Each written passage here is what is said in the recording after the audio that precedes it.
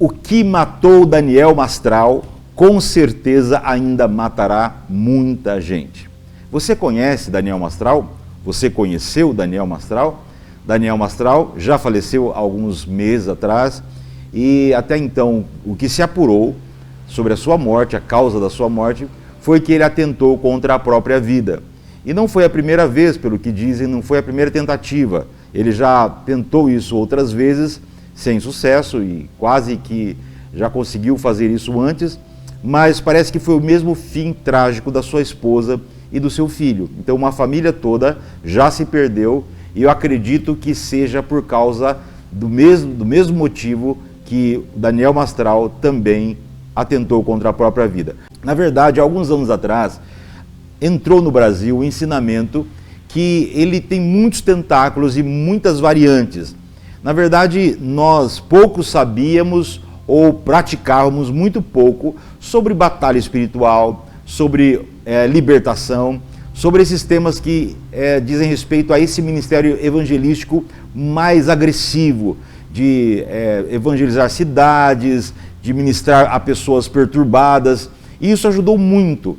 Talvez por causa do movimento pentecostal, assim chamado, essa ênfase de libertação foi muito mais acentuada nesse ministério, nesse tempo de evangelho no Brasil. No entanto, quando alguns ensinamentos começaram a tomar mais força e uma forma mais abrangente ou mais contundente, também entraram algumas experiências e algumas ideias que formaram hoje na mente da maior parte dos cristãos, de uma grande parte dos cristãos do Brasil, algo muito pernicioso, algo muito perigoso. E se você não conhece Daniel Mastral, fica aqui, porque você vai entender do que eu estou falando e vai ajudar você com certeza. Se você o conhece, não fique chateado com aquilo que eu vou falar. Muitas pessoas o acompanhavam, ele tinha milhares de pessoas em suas redes sociais que o seguiam, que liam os seus livros e que ficaram muito tristes, assim como eu também fiquei muito triste com a morte dele. Na verdade, assim que eu soube da notícia do falecimento dele, eu mandei uma mensagem para um amigo meu falando exatamente sobre o que eu vou dizer aqui. Bom, a propósito, do que é que eu estou falando? Daniel Mastral não foi o primeiro a trazer esse tipo de ensinamento. Que ensinamento? Esse confronto com forças ocultas que acontecem todo o tempo. Na verdade, Daniel Mastral conta que ele era satanista, que ele foi satanista, participou de uma seita satânica, e lá eles faziam oferendas e celebrações com uso de sangue, coisas muito pesadas. Se você ler o livro, você vai entender do que eu estou falando. Mas magia negra, essas coisas muito perigosas e que realmente eram trabalhos feitos para matar pessoas, para fechar igrejas. Eu lembro que na época surgiu uma ideia de que em cada igreja havia um satanista infiltrado ali para ridicularizar o pastor, se infiltrava no meio dos cristãos, entrava no meio das pessoas como se fosse um membro, depois se tornava um líder e dentro da liderança causava uma confusão para acabar com aquela igreja. Talvez nessa mesma época você ouviu daqueles satanistas que encontrou um pastor no avião, e disse que estava jejuando contra... o pastor falava assim, olha, eu não vou comer porque estou de jejum. Aí a pessoa que ele não sabia que era satanista falou, também estou de jejum. Você também é cristão? Não, eu sou satanista e nós estamos jejuando para destruir os pastores, as igrejas. E falava até o nome de alguns pastores. E alguns que contaram uma experiência dessa, disseram que o próprio nome dela estava incluído lá na lista. Era o nome dela e mais de alguns grandes pastores no Brasil. É lógico que eu não estou dizendo que não existe uma força maligna que esteja lutando. Na verdade, nós sabemos que estamos no meio de uma batalha espiritual, nós sabemos que nós somos chamados para entrar no terreno do inimigo através do Evangelho e libertar pessoas. Isso é o chamado de Deus para nós. O Evangelho vem para isso mesmo. Até Paulo, quando ele vai falar aos Coríntios, aos irmãos de Corinto, ele diz em 2 Coríntios capítulo 10 que as armas da nossa milícia não são carnais. Quer dizer, existe uma ação militar, existe uma batalha acontecendo. E ele vai dizer ainda aos Coríntios, a segunda carta, que ele não ignora os ardis. Não é para ignorar aquilo que o diabo está fazendo. Mas existe uma grande diferença entre ignorar, que seria subestimar, e aquele superestimar, você dar mais importância para isso.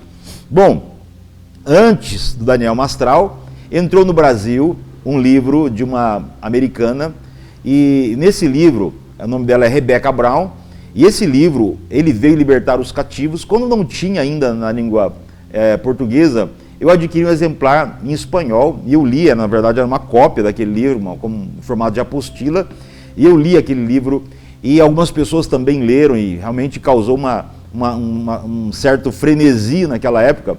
Por quê? Porque as pessoas ficavam impressionadas com aquilo que acontecia. Todos que liam aquele livro terminavam de ler com a sensação de medo, de quase que um pavor, quase que você estava entrando dentro do inferno, na verdade. Porque aquilo trazia um certo temor, um certo pavor das pessoas. Elas terminavam de ler o livro, elas não ficavam impressionadas com o poder de Deus. O livro, ele praticamente conta a história da libertação de uma mulher chamada Rita Cabeças. Rita Cabeças de Krum, que era o nome dessa mulher. E ela então teve um encontro com a Rebecca Brown, que foi evangelizá-la, e de repente se manifestou um demônio ali, e foram meses de libertação daquela mulher que era totalmente envolvida com bruxaria, com magia negra, com todas essas coisas. E é interessante que muitas dessas coisas ocultistas, as pessoas acabam se envolvendo sem ter muita noção do que estão fazendo, e de fato acabam ali enredadas, caem na armadilha do inimigo e ficam presas ali. No entanto, quando nós lemos este livro, nós não ficamos impressionados com o poder de Deus para libertar as pessoas. Aquele livro mostra um certo superestima a ação do diabo, como se o diabo tivesse os Rambos, sabe? Os grandes soldados, os fortões, estão do lado de lá, e do lado de cá tem aquelas pessoas apavoradas, clamando a Deus por misericórdia, clamando a Deus para que o diabo nunca as toque, gerando um certo medo. Talvez o diabo utiliza a maneira errada de expor uma situação para se enaltecer e provocar assim uma falta de fé. A propósito, irmãos, o que é um cristão sem fé? É um cristão exatamente no ponto em que o diabo quer que ele esteja. Porque é exatamente a falta da fé é que produz tantas desgraças e que atrai todos os problemas para a vida do ser humano. Porque nós entendemos e aprendemos que a vitória que vence o mundo é a nossa fé, como o apóstolo João vai dizer. Essa é a vitória que vence o mundo, a nossa fé. E Jesus também, ele fala para os discípulos assim, ó, quando vier o Filho do Homem, isso é, quando eu voltar, porventura eu vou encontrar fé na terra? Então o justo é aquele que vive e vive vencendo pela fé. Não tem outra forma. Então quando você vive a sua vida espiritual com medo do diabo, a sua fé não vai funcionar. Porque você não está olhando para o lado certo, você não está focando o que de fato deveria focar. Com certeza você já ouviu muitos irmãos dizendo assim, ore por mim, porque o diabo está me perseguindo, eu sinto opressão do inimigo, o inimigo está em toda parte. E nós aprendemos uma coisa muito errada também sobre retaliações. Você já ouviu alguém dizendo assim, olha, depois que eu comecei a orar por certas pessoas, eu comecei a interceder por algumas pessoas, parece que o inferno se levantou contra mim.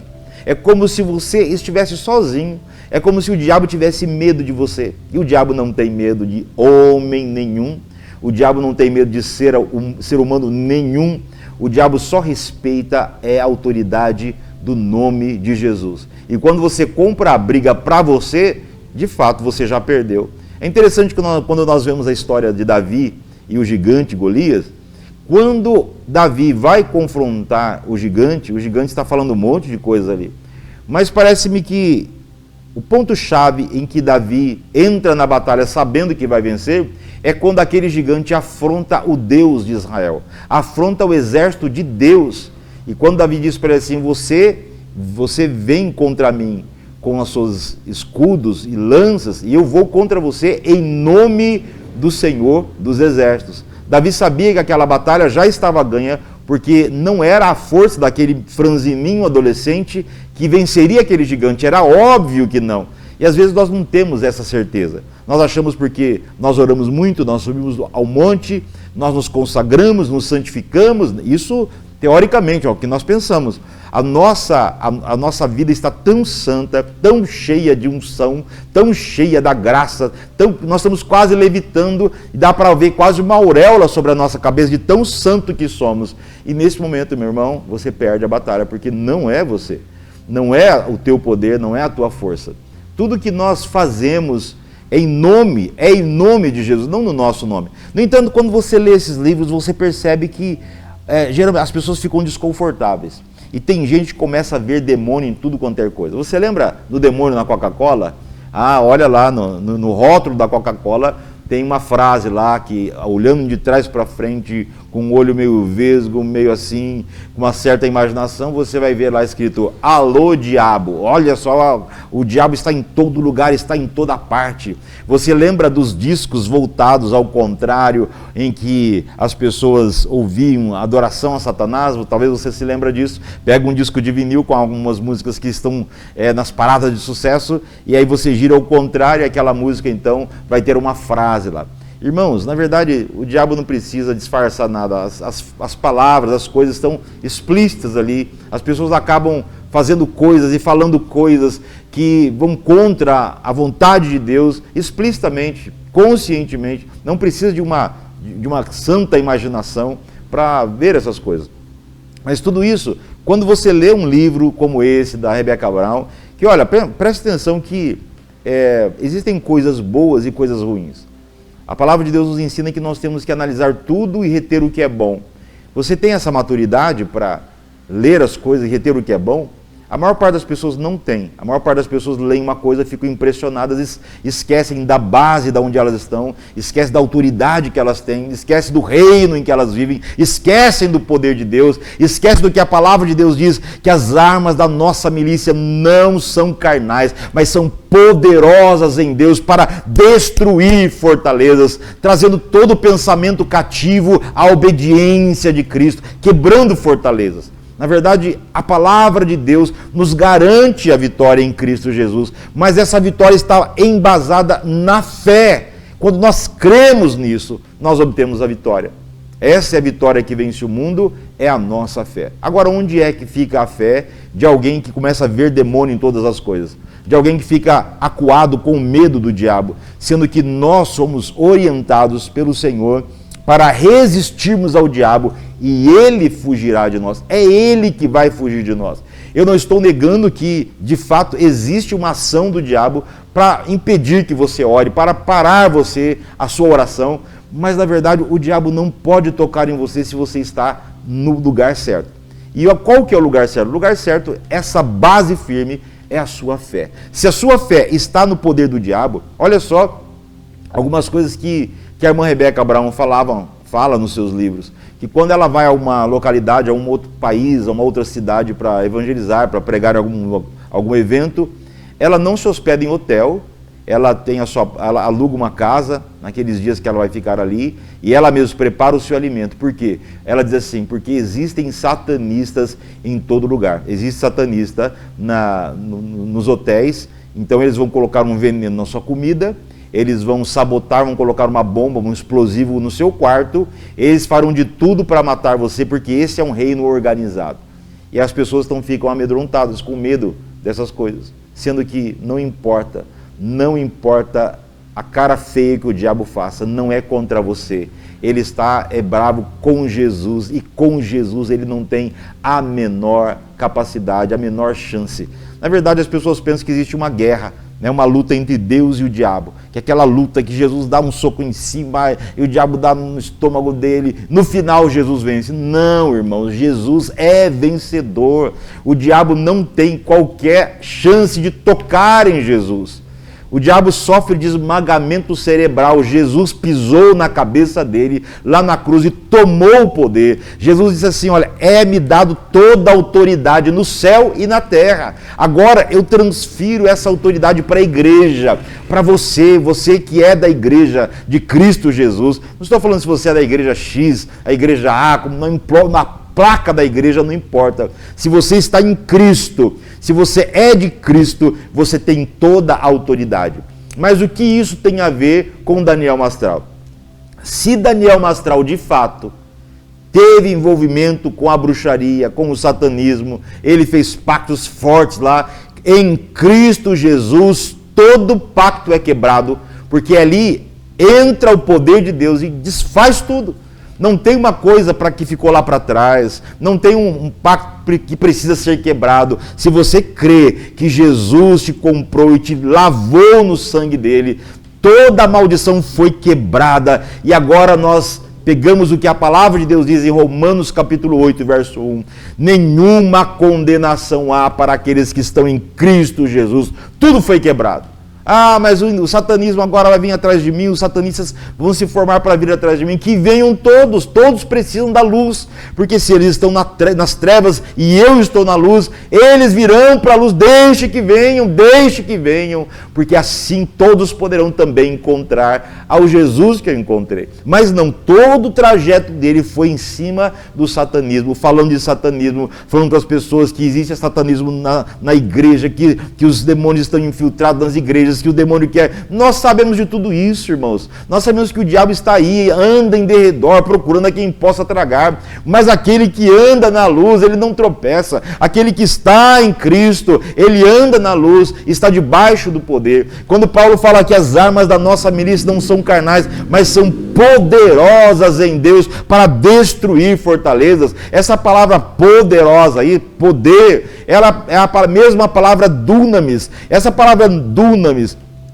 é o mesmo poder que estava sobre Jesus. Lembra quando a palavra de Deus diz que Jesus estava na casa, quando aquele paralítico foi trazido por 4 amigos, e que abriram o telhado para descer aquele paralítico, onde Jesus estava no meio da casa, porque não podiam entrar pelas laterais, pelas portas e janelas. A Bíblia diz que o poder de Deus estava com Jesus para curar. No grego a palavra diz que o dunamis de Deus estava sobre ele. E quando nós vemos lá em Atos 1:8, mas recebereis poder ao descer sobre vós o Espírito Santo, a palavra ali é a mesma, é dunamis. Esse dunamis está em você. Quando o dunamis está em você, então é isso que vai acontecer. O diabo vai fugir de você, não vai querer te pegar, ele vai querer fugir de você. Agora, se ele percebe que você não tem fé em Jesus, que você tem mais fé no poder dele do que em Jesus, é um campo aberto para ele entrar nos seus pensamentos, entrar por essa brecha e prejudicar você, trazendo fraqueza na sua fé. Muitos estão fracos na fé porque ficam observando coisas erradas, começam a olhar para os erros das pessoas, para a deficiência das pessoas, para a falta de companheirismo das pessoas, olhando para aquilo que as pessoas falam dela, falam mal de mim, ou falam alguma coisa. O diabo entra por aí porque você não está mais com os olhos em Jesus e você está com os olhos naquilo que o diabo quer que você olhe, porque assim desvia você do foco. Uma vez nós estávamos fazendo uma caravana para irmos a um evento em outra cidade. Seriam mais ou menos umas 5 horas de ônibus. E passamos na casa de uma irmã para recolhê-la, era caminho, passamos na casa de alguns irmãos e passamos ali, era a última parada. E a mãe dessa pessoa da igreja não era convertida, não conhecia Jesus, então ela veio lá, vocês já oraram, né, para Deus abençoar essa viagem, para Deus colocar o anjo na frente, proteger vocês. E eu simplesmente falei para ela, já estamos abençoados, né? E ela parece que não se conformou muito, assim como muitos, isso é coisa de crente. Vamos orar porque vamos pegar a estrada. Mas e na cidade? Por que nós não oramos na cidade? Porque nós estamos seguros aqui. Nós acreditamos que a cidade é mais perigosa, que a estrada é mais perigosa do que na cidade. E isso nos torna medrosos na estrada e confiantes na cidade. Sendo que a palavra de Deus nos diz lá atrás, sem considerarmos tudo que eu estou falando aqui, lá atrás, a palavra de Deus para o povo era o seguinte: vocês serão abençoados ao entrar, sereis abençoados ao sair, sereis abençoados no campo, sereis abençoados na cidade, você já é abençoado. Então, quando você ora a oração da incredulidade, não é a oração da fé. Ó Senhor, coloca os teus anjos na estrada. Tem gente que quando vai viajar, acaba o contingente celestial, porque é um anjo na frente, é um anjo atrás, é um anjo do motor, é um anjo em cima, é anjo embaixo, é o anjo do carro que vem, é o anjo do carro que vem por trás, é anjo em todo lado, é um anjo nas saídas da cidade, é o anjo na entrada da outra, tanto anjo, que acabam os anjos do céu. Por quê? Por falta de fé. Já somos abençoados. É interessante que tudo isso parece uma loucura, mas quando nós vemos isso na prática, é tremendo e nós ficamos impactados, porque alguém simplesmente está fazendo o que deveria ser feito. Nós estamos tão longe daquilo que deveria ser feito, que quando alguém faz, cuidado, você não pode fazer isso. Mas é isso, é o que os irmãos de Davi estavam pensando dele. Como é que você vai enfrentar esse gigante? Você é louco. E Davi olhava para ele, vocês são loucos, vocês deveriam ter feito isso. Na cabeça de Davi, quem deveria fazer isso eram os irmãos dele, ou até mesmo o rei Saul, que era guerreiro desde a infância. Davi não era guerreiro, mas ele sabia da autoridade que ele tinha. Então, quando você ora para Deus proteger isso, proteger aquilo, fazer isso, fazer aquilo, você está orando, não é a oração da fé, porque nós oramos por aquilo que cremos. Eu escutei algo muito bonito de uma missionária, e essa missionária disse que quando ela estava perdida lá no mundo, o pai dela falava assim, olha, eu orava sempre por você, mas não orava por aquilo que você estava sendo, porque aquilo que você estava vivendo, a vida torta que você estava vivendo, se eu olhasse para aquilo, eu não tinha força nenhuma para orar, mas eu orava para Deus continuar te usando poderosamente. Senhor, o Senhor vai usá-la poderosamente como uma missionária, pregando o evangelho por toda parte, usando com poder, com autoridade, o inimigo vai fugir dela, vidas serão libertas. No entanto, ela ainda estava presa pelas garras do diabo, mas a oração não estava ali, a oração estava lá na frente, naquilo que Deus ia fazer, não naquilo que o diabo está fazendo. Quantas vezes a nossa oração é naquilo que o diabo está fazendo? Então, o problema do Daniel Mastral e que o levou à morte foi o fato dele nunca sair e nunca crer de fato no poder de Deus. Não importa o que ele escreveu, não importa o que as pessoas estavam ouvindo, no fundo, na verdade, ele estava amarrado ainda, seja pelo poder do diabo, ou seja por uma ideologia, uma teologia totalmente equivocada de que o diabo está lutando e nós temos que pagar o preço, nós temos que enfrentá-lo com muito temor, com muito medo, com jejuns e orações, tudo isso por causa do medo do diabo. É verdade que muitas vezes nós ouvimos pregações que nos levam a pensar assim, não, você não vai ignorar os ardis do diabo, você não vai ignorar as ciladas e todo efetivo que o diabo usa para prejudicar você. Mas você também não pode ignorar o poder de Deus que está sobre você. Na verdade, aquele que anda no Senhor, aquele que anda em Deus, o diabo tem medo dele. E o que eu ia falar aqui de um homem usando o poder de Deus é um homem chamado Smith Wigglesworth. Esse homem, Wigglesworth, ele foi considerado o apóstolo da fé. Um dia, diz a história que ele estava dormindo na cama e de madrugada ouviu-se um barulho. E a mulher dele falou assim, olha, tem ladrão aí, vai lá ver, tem ladrão. E ele então fica ali incomodado, querendo dormir, e ela sacode novamente, porque ela tinha ouvido barulho, e fala assim, tem alguém lá? Ele não tinha ouvido nada. Então ele se levanta, desce a escada e chega lá embaixo. Quando ele chega lá, ele olha no sofá da casa dele, e quem estava sentado lá? O próprio diabo. Ele viu com os próprios olhos uma figura que ele interpretou como o diabo. Ele então olha para aquela figura, vira as costas, sobe as escadas, se deita na cama, e a mulher dele fala, quem que era? Não era ninguém não, era só o diabo, vamos dormir. É isso que o diabo quer. Olha, parece loucura isso.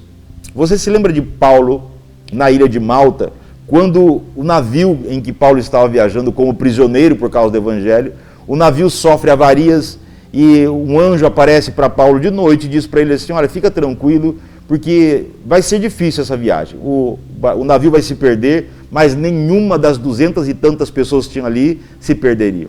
E aí Paulo vai lá falar para eles, quem sabe nadar, nada, e quem não sabe se agarra em pedaços de pau aí do navio, mas todos sairão salvos. E todos chegaram na ilha, uns nadando, outros em pedaços de madeira, jangada e nos barris, sei lá o que tinham, todos se salvaram. Chegaram na ilha, foram fazer uma fogueira, porque estava frio, molhados, e o Paulo vai, junto com algumas pessoas, pegar lenha. Só que na hora que Paulo vai pegar uma das lenhas ali, uma víbora, uma serpente, pica a mão dele. Naquela hora, as pessoas que estavam ali, meio duvidando ainda de Paulo, se era um homem de Deus mesmo, porque está preso. Mas ele estava preso por causa que estava pregando o evangelho. Pessoas não gostavam que pregassem o evangelho e por isso ele foi preso. E ficou preso por toda a sua vida, até morrer por causa do evangelho. E naquela situação ali, muitas pessoas não sabem. Chegou um prisioneiro, só tem gente ruim aqui. E talvez essa história seja furada e ele seja de fato um criminoso querendo se passar por um santo. Mas quando a serpente pica ele, as pessoas falam assim, ai, tá vendo? Ele fica falando que é bonzinho, mas a justiça divina, interessante como as pessoas tinham uma ideia da justiça de Deus. A justiça divina não deixará escapar. Ele escapou da morte lá no naufrágio, mas agora a justiça divina não deixará escapar. Então, eles ficam ali esperando ele inchar, a mão dele inchar e ele morrer. Mas Paulo começou a orar, subiu no monte, começou a expulsar o demônio, expulsar aquele veneno e começou a fazer aquela barulheira toda para mandar o inferno lutar contra o diabo e fez tudo, passou óleo ungido, não fez absolutamente nada disso. Pelo menos é o que está registrado. Atos, Lucas, quando vai falar sobre isso em Atos, ele não diz que Paulo fez absolutamente nada. Paulo só sacudiu aquela víbora na fogueira, ainda a serpente foi queimada ali e continuou. E as pessoas perceberam que ele não inchava, ele não ficava vermelho, não passava mal, não aconteceu nada, mudou a situação. Esse homem é um Deus, agora falaram que ele era um Deus. E ali começou algo tremendo ali, ele orou para aquelas pessoas, o pai do homem que cuidava ali, o Públio, que era o homem que cuidava daquela ilha, que era o dono da ilha, o pai dele estava doente com desinteria, Paulo vai até a casa dele, ora pelo homem, o homem é curado na hora e a viagem segue depois em outro navio. Por que isso? Porque existia um homem que sabia quem era, que não dava atenção exagerada para aquilo que o diabo estava fazendo. Você só precisa saber onde o diabo está, o que ele está fazendo, para ir lá e mandar embora, não para ficar com medo. Ora, se alguém fizer uma macumba contra você, coloca lá uma galinha na porta da sua casa, se a galinha estiver meio viva ainda, pega aquela galinha e coloca ela na tua panela, porque aquela galinha nasceu para entrar para o ministério. A partir do momento que essa galinha morre para ser alimento para você e para sua família, essa galinha ela morreu cumprindo o seu chamado, que é glorificando a Deus, servindo um homem, uma mulher de Deus, uma família de Deus.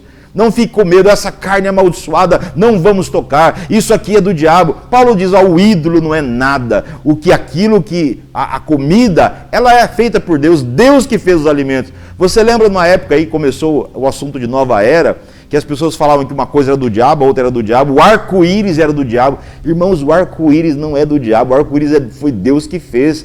Todas as coisas que Deus fez, o diabo quer usurpar e pegar para ele. Não, nós estamos aqui até mesmo para glorificarmos a Deus através das coisas que ele fez. Se tem uma galinha morrendo por causa de um trabalho feito contra outra pessoa, salva essa galinha, meu irmão. Essa galinha vai morrer, mas vai morrer glorificando a Deus. E você não precisa se preocupar com a maldição, com aquilo que vai sair dali, porque maior é o que está em nós do que aquele que está no mundo. Você tem essa fé? Se você não tem essa fé, você não está entendendo o Evangelho do jeito certo. Você precisa entender o Evangelho vivo e poderoso de Deus, o Evangelho que rompe as cadeias, o Evangelho que traz libertação, sem você ficar prejudicado. Jesus falou assim, vocês vão pisar serpentes e escorpiões e sobre todo o poder do maligno e nada vos causará dano algum. Mas só se você crer. Se você acredita que você vai lá no território do inimigo e você vai sair de lá aleijado, flechado, vai tomar uma flecha. A propósito, Paulo vai dizer em Efésios capítulo 6 que o escudo da fé, a fé funciona para você como um escudo com o qual você pode apagar todos os dardos inflamados, todos os dardos envenenados do maligno, eles são apagados pela fé. Não é nem pela oração, porque tem gente que ora, quanto mais ora, menos fé tem. Porque passa horas e horas orando contra a vontade de Deus, orando contra a palavra de Deus, orando sem fé nenhuma. Oh, meu Deus, me livra do inimigo. Oh, Senhor, me livra do diabo. Você não precisa orar para Deus te livrar do diabo nenhum. Você só precisa usar a autoridade. Deus vai dizer para você, para de orar. Você ficou aqui 1, 2, 3 horas orando por uma coisa que você precisa fazer. Eu não vou livrar demônio nenhum, eu não vou livrar você de diabo nenhum. Você tem toda a autoridade para pisar serpentes, escorpiões. O que acontece com o seu pé quando você pisa em serpente ou pisa no escorpião? Você vai ser picado, não é? O escorpião vai ferroar os seus pés, não vai? A cobra vai morder os seus pés, não vai? Pode ser que sim. Mas Jesus garante para você, mal nenhum lhe sucederá. Não adianta você deixar a Bíblia aberta na sua casa, no Salmo 91. Se você não acredita, se você não pratica, se você não vive aquilo, 1000 cairão ao teu lado, 10.000 à tua direita, mas você não será atingido. Somente com os teus olhos olharás e verás a recompensa dos justos. Não temerás terror noturno, nem seta que voa de dia, nem peste que anda na escuridão, nem mortandade que assola ao meio-dia. É a promessa de Deus para você, você precisa tomar posse disso. Esse é o momento de você se levantar aí na sua casa e dizer assim: Satanás, essa casa é pequena demais para nós dois, então fora daqui, sai em nome de Jesus. De não aceitar qualquer atitude, qualquer investida do diabo contra a sua vida. Você vai orar por alguém, vai interceder por alguém, você vai evangelizar alguém, você sai de lá vitorioso, não vai trazer nenhuma retaliação para sua casa, não. Você está crendo no poder de Deus, o Senhor te prometeu que Ele vai cuidar de você. Você, é interessante que quando o Senhor fala sobre a nossa missão, ele diz assim: vocês serão enviados como ovelha ao meio dos lobos. Você sabe que uma ovelha não tem menor chance contra o lobo? E por que a ovelha iria então?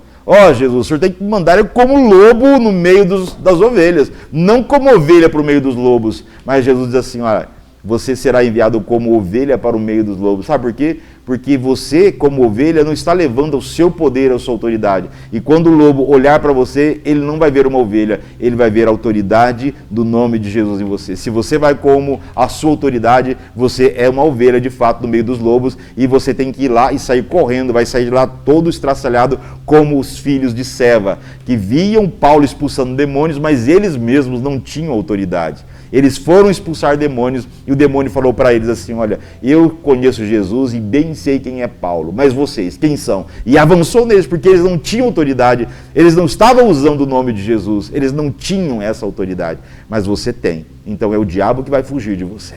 Eu quero que você deixe essa palavra entrar no seu coração. Desconsidere aquelas partes do livro de Rebecca Brown, de Daniel Mastral e de outras pessoas que falam sobre isso de modo a enaltecer o poder do diabo. Olha, irmãos, nós somos mais do que vencedores e a autoridade de Deus está sobre a sua vida. Esse é o momento de você se levantar. E o diabo sabe que quando você se levanta na autoridade, ele tem que fazer as malas e ir embora. Não tem acordo, não tem e se, tem uma certeza: resistir ao diabo e ele fugirá de vós. Que Deus te abençoe. Deixe o seu comentário aí embaixo, se você já viveu alguma experiência assim, e depois que você assumir a sua autoridade, deixe o testemunho daquilo que Deus fez na sua vida, porque não há outro nome dado entre os homens pelo qual importa que sejamos salvos, a não ser o nome de Jesus e a autoridade do nome de Jesus. Isso faz toda a diferença. Que Deus te abençoe, em nome de Jesus.